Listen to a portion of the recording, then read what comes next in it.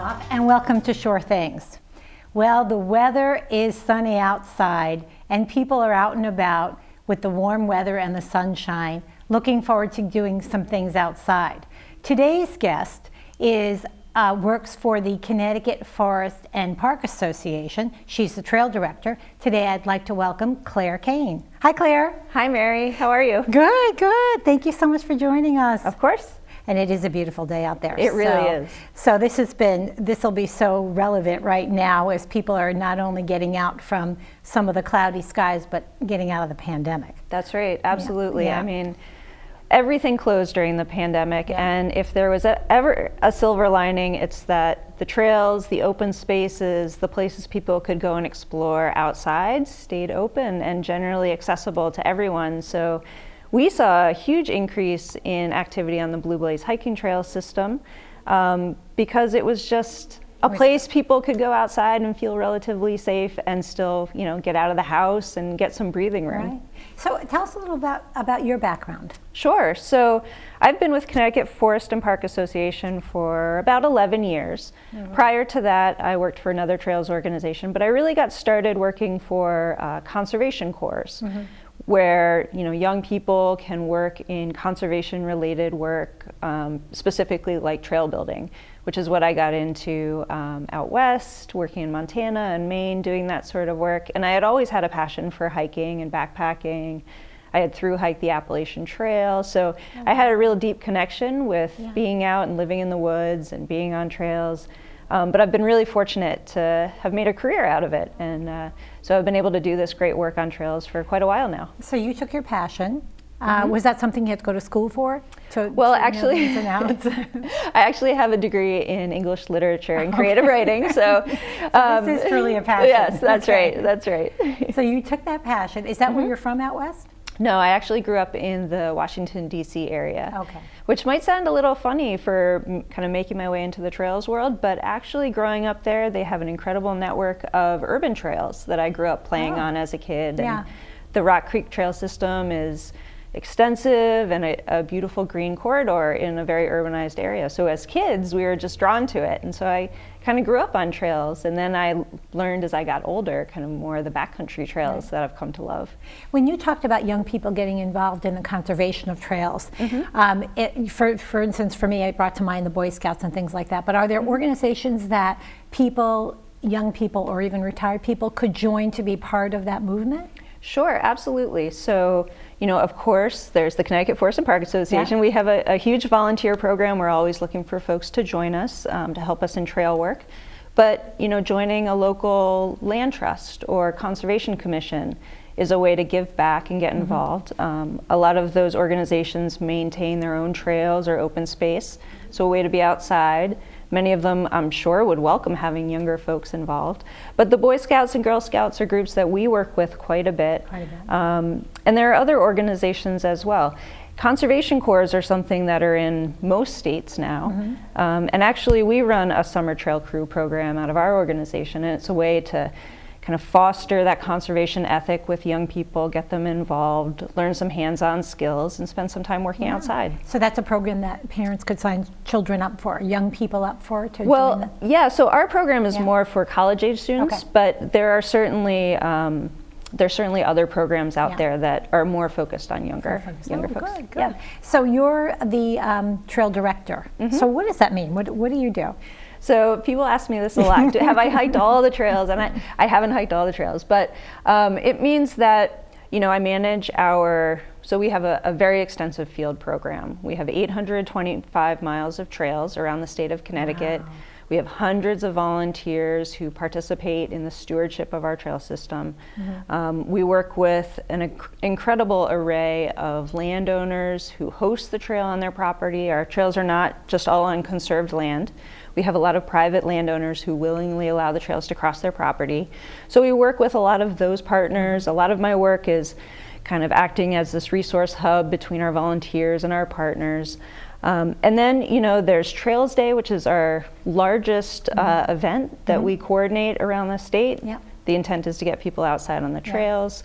We also do advocacy work. We do work to, promote publications and provide materials so people can get outside and enjoy these special places. So my work is really, has many different streams to it, so to speak. But what's great is that trails touch so many people and are part of so many people's lives, and we want to provide this incredible recreational resource for the folks of Connecticut. I was going to ask you about the private land, so that was interesting that you mentioned someone could just give permission if, say, the Appalachian Trail was going by their property, they could allow that type of access to happen. That's right. So yeah, many of these long linear trails wouldn't exist without private landowners. On our system of about 825 miles, we say that 60% is on protected land, but there's 40%, over 300 miles of trail, are hosted by private landowners. And those folks provide this really special community benefit. And so we always want to applaud them and thank them, because folks are able to go out and have these great adventures because they're willing to share their property with others. It's a beautiful system. So I wanted to ask you, the Farmington Valley Canal one, that trail, is that part of your system? No, so that's not okay. Our trails are more backcountry trails, so deeper into the woods, more kind of a little more rugged, a little more in the backcountry. But there are certainly sections where we might follow a rail trail for a little bit, or make a connector, follow a section of trail that's a little more tame. But yeah, no, that trail is beautiful. Also, it's a part of the rail trail system, and our trails are and our trails are primarily hiking only. Right. So when I mentioned earlier that publication I looked at that had actually all these trails, which I assumed are obviously Connecticut trails, and then it had a grid about whether or not your dog could be on a leash or different parts of the. Would that be something that your organization would actually publish, that type of reference? Yeah. So well, we produce the Connecticut Walkbook, which is our handy dandy, guidebook to all of our trails in Connecticut. And maps. And that's from the Connecticut Farson. Yes, we produce it. We publish it. With Wesleyan Press, actually, and all of our trails are listed in there with mileage tables and descriptions. Oh, that's nice that you can actually see the trail. So you can see all the trails and the connector trails. And something else that we've created in the last few years is an online interactive map that you can use on your phone, so you can follow yourself as you're walking along the trail, and it has the ability to measure sections, and you can do a lot of hike planning there. Is there an app? I hate to say that. Is there an app for that? Is that an app? It's actually on our website. It's on your website. At ctwoodlands.org. Yep. That's very interesting, because I also went on a hike in the fall with some people, and we actually, not in Connecticut, but we actually got lost. Yeah. So something like that, a link like that could help. Could that really help you see where you are if you Absolutely. As long as you had the connector? Yeah, as long as you have the connectivity. And in Connecticut, I've been in most corners of the state, and it works really well with your GPS on. That's great. So another interesting part, when we were out hiking around last weekend, and we were looking at the markers, whether we're on the blue or the red, is that also something, is marking the trails and deciding where they should go? Is that part of your organization as well? Yeah, absolutely. So our volunteers do a lot of that trail marking. We call it blazing, to make sure folks can follow the trail and navigate, and don't ever have that feeling like they've lost the trail, or we don't want folks to ever feel lost in the woods. But yes, that marking system, kind of like breadcrumbs along the way, helps folks follow the trail. And our volunteers do a lot of that work, marking the trail, making sure the signage is good. But yeah, that's part of how we kind of let folks know that they're on the right path and they're going in the right direction. And then I would imagine then, because I'm thinking about after a winter or after storms, there must also be times when your staff or your volunteers need to go out and check out to see if they're safe, or are there any barriers? Is that something you also? Yeah. So our volunteers, they're incredible. Our volunteers will adopt a section of trail, and they will go out and do the regular maintenance. They'll go out seasonally and look for those, we call them blowdowns, trees that may have fallen during a storm that are blocking the trail. We have a fairly extensive training program for chainsaw operators, so volunteers who want, or feel safe using a chainsaw, they go through a special training to get that kind of qualification to go out and do that work safely in the woods. And with the larger storms we've been having, we talk a lot about climate resiliency in a lot of different respects, but we talk about it in terms of trails too, because we have a lot of structures out in the woods, bridges, staircases that we've built, boardwalks. And the more trees that are coming down, the heavier the weather. That's always something we're thinking about, and how we can be kind of more prepared going forward. But yeah, we have every year, after every winter, we have stuff that comes down across the trails. And one of the great things hikers can do for us is actually report trail problems on our website. And that's the kind of intelligence that comes right to me and goes right back out to our volunteers so they can check it out and we can come up with a plan of attack. It sounds like a large organization. It does. When we're talking about over the 800 miles of trails and everything else that happens. So you have you must have a staff too. Well, I have 2 staff in the trails program. And yeah, no, we're busy all the time. You're busy all the time. And how are you funded? So our organization, we are a nonprofit, so we're a membership organization, so we have folks who join. But we've also been very fortunate to have received grants that support our work. We have folks that may leave a bequest to the organization. We have some corporate funders. So we kind of, just like any other nonprofit, a few different streams of funding that help support the work that we do. It's a membership type. I didn't realize it's a membership type organization. Yep. And then do you have memberships or member type gatherings? We do, yeah. And we bring people together. Actually, just a number of years ago, before COVID, we started kind of having regional gatherings with all of our members and getting together. And those were really fun, and we're excited to get back to that kind of as we move forward into the summer and fall. That sounds, and you know, people will be really excited to have a reason to get together. That's right. At this end. When we went out during the pandemic on a trail in Connecticut, we did notice that they had signage there too about maintaining distances, and actually, you know, a lot of the things were closed that might have been available. Picnic tables were closed, things like that. How is the process going now with all that? Right, so we've been paying really close attention to the state guidelines and the CDC guidelines, and you know, at this point, if you're social distancing out on a trail, you know, that's really the best thing you can do. You know, most of the picnic tables and restrooms and such in state parks have reopened. You know, groups can gather below a certain number. So we're pretty close to being back to normal, fortunately. I mean, being outside, we know that that's really the safe place to be during all of this. Yeah, I think it's very popular. Okay, good. Well, we'll be right back after this short break and learn more about Trails Day. See you soon.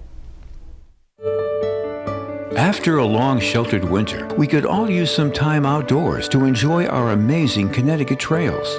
Join us for this year's Connecticut Trails Day celebration, June 5th and 6th. Registration opens May 20th to reserve your spot. Masks, social distancing, and pre-registration are required. To register and for updates on outdoor activities and places to explore, visit ctwoodlands.org. Community TV, your neighborhood TV. Publicly funded and a reliable partner for cable companies nationwide, it provides transparent coverage of local and state government, education, and public programming. A digital town green that can be watched anywhere, anytime, and on any device. Watch us on today's high-tech distribution methods. Community TV in Connecticut. Local, unfiltered, reliable, and yours. Hi, welcome back to Sure Things. Today we're joined by Clare Cain. Welcome back, Clare. Thank you. And before the break we were talking a bit about the trails and some of the modifications or adjustments that had to be made during the pandemic. Yep. What are the other questions I had? Because my background's education and other things like that, but I have learned a lot about universal design. Yep. And I wondered, how do you think about accessibility for many people on the trails? Sure. So, you know, like I said, some of our trails are really in the backcountry and aren't as conducive to universal access, but we do have a number of sections of trail that are, and they're designed specifically for all abilities, for anyone who wants to get outdoors. And actually at our office, right on the Middlefield-Middletown line, behind us we have over 200 acres of preserved woodland. And we've been able to put in a trail system there, and we have an accessible trail that goes through there, an educational loop also with some great signage, so you know, young people can learn about the woods. I mean, it's really for all age levels. But no, that's an important point. You know, when we think about these trails that go through some rugged terrain, it's really important that folks take the time to learn about what to expect on that hike so they don't maybe get in over their head or if it's not appropriate for them. But something that's so interesting about Connecticut, we're such a small state, but we have thousands of miles of hiking trails. I mean, our organization just maintains 825. But there are so many more trails in state parks and state forests, on land trust properties, on town properties, that there really is something for everyone who wants to get outdoors in Connecticut. So it's pretty special. That's wonderful to hear, and I know that a lot of even urban planning, a lot of planning now is working with that in mind. Oh, certainly. How to make everything accessible in different modalities for people, which is great. That's absolutely right. So the fun part coming up, I know we're in May here, but we have, looking to the beginning of June, you have a special event. Tell us about your event. Yes, so on June 5th and 6th, we have Connecticut Trails Day weekend. And for us, it's the biggest event that we coordinate, so it's always really exciting. This year we have 178 events around the state of Connecticut. Wow, one weekend? Yes, over that one weekend, all different events around the state that folks can attend. And Trails Day for us is a great kind of gateway to the outdoors. So it's an opportunity to go out on a hike or on a paddle, on any sort of trail with a leader who knows that property or knows that trail well, and can kind of coach someone through experiencing it, show them, some of the maybe unique natural features or historic features or cultural features on that trail. So it's a great opportunity to get outside. It's great for families, anyone who's looking to explore a new corner of the state, but they don't really know where to go with someone who actually knows that area is pretty special. So each event is led by a volunteer leader. So you're getting to learn from someone who's local and passionate and, has probably led the hike before. And this year, Trails Day is a little bit different because we're kind of in this kind of tail end of COVID. We are traditionally, Trails Day is open. You can just go to any event. You don't even have to sign up. But this year, we want to be a little bit safer, and so we are requiring a pre-registration, so we know how many people are coming to each event. We're capping attendance at 15 per event. Oh, you are. Okay. So if folks really want to sign up ahead of time, we're going to open registration on May 20th. So that's really the date to shoot for, because we know events will fill up really fast. But the events range from, a mile walk to, an overnight backpacking trip, to a horseback ride, to there's paddles on area rivers, there's all kinds of hiking events, bike rides. There's really something for anyone.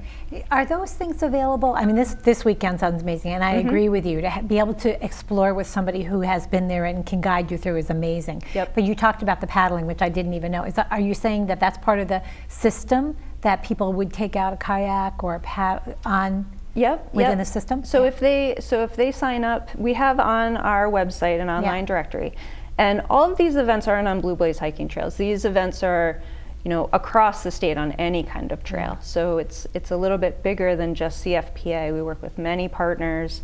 But there's a whole variety that people can choose from. So it's really a statewide initiative? It's a statewide initiative, and it's a program that was originally started nationally by the American Hiking Society in 1993, and CFPA is the state affiliate for American Hiking Society. And that first year, we were just on board. The organization said, yes, we want to be a part of this. And for the last probably 10 years, CFPA has led the nation in the number of Trails Day events in Connecticut. That's awesome. So we're on the map as a trail state, which is really cool. You should be very proud of that. That's awesome. Right. So our directory online makes it really easy for people to see where the events are, to choose one they're looking for, and to sign up and participate. So you're saying the 20th, so that's like that's this week. That's like it's this week. It's this week. So it'll be open through the 20th through the Thursday before Trails Day. So we'll close it then and give people time to really get ready for the coming weekend. So when you said capping at 15, say, per event, I would imagine that's within a time frame. So if they're hour-long events or whatever, and then there could be another group. Exactly. Okay. Or there might be a site where there's two groups with two separate leaders, and they could both have 15 people. They can just go out. But we wanted this year just to keep it a little bit smaller, so anyone who wants to participate will feel safe and comfortable. Yeah. Oh, that's good to know. And it's good to know, too, that you said earlier that things are opening up, like with the picnic tables and things like that. So the families that really want to, get out there with their family can pack whatever and enjoy that time. That's right. So you have Trails Day coming in June 5th and 6th. June 5th and 6th. Are there other events that happen throughout the summer? Yes, so something we haven't talked about, we have an incredible education program at CFPA. So there's a number of educational programs going on all the time. We have kind of a sister site in Hampton, Connecticut at the Goodwin Conservation Center, where we do a lot of our programming also at CFPA.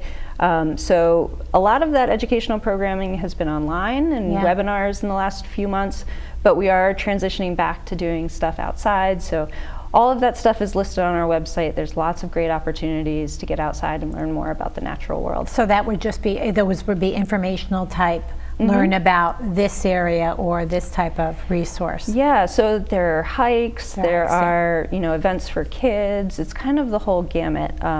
There might be a walk that's more focused on tree ID, or a longer hike where they're out looking at areas with a forager. They really, it's really, our educational program is really, they've done an incredible job with variety and inviting different audience groups out to learn about the natural world. And that'll go throughout the summer. That'll go through the summer into the fall. That's really nonstop. Yeah, we have stuff going on all the time. You said you had over 800 miles of trails.